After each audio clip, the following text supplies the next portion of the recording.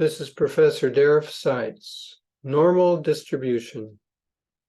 This video shows how to calculate normal distribution probabilities using Microsoft Excel.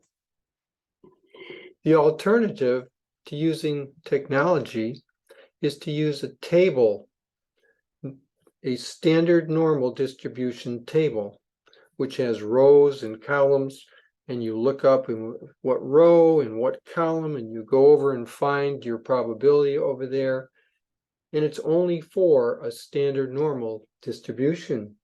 If you want to use some other normal distribution that's not standard normal, you have to convert it first to a z-score and then look it up.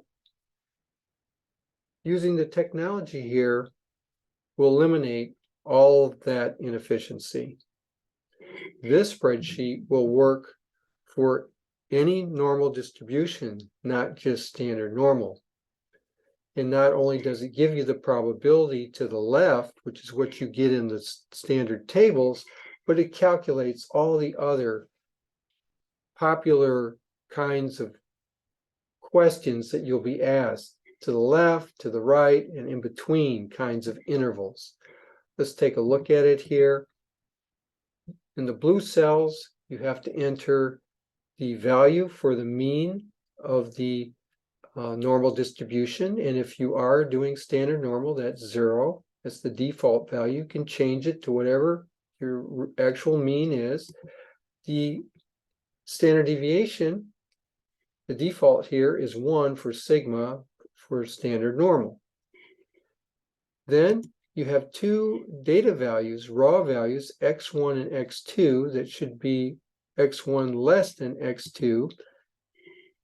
And down in this area, the probabilities, which are areas under the normal curve over given intervals, are calculated for you.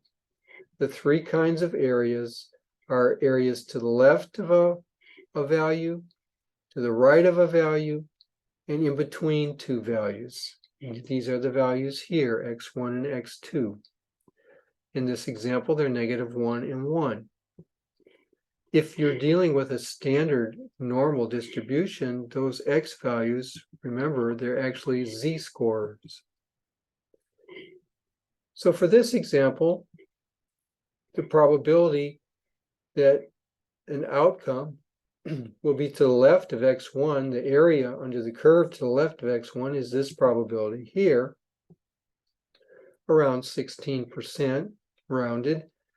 Greater than x2 is the same, and the probability of being between x1 and x2 is around 68%. Let's change this to be something other than standard normal. If we take a mean of 50 and a standard deviation of 10, look at the interval between 30, which is to the left of 50, and 70 to the right, and automatically these calculations immediately change. Let's look at the formulas here. The first one, the area to the left, the probability of less than x1, is given by the Microsoft function norm.dist, which stands for normal distribution, and the f1 is the x1 value. b1 and b2 are the mean and the standard deviation, and true means cumulative, everything to the left.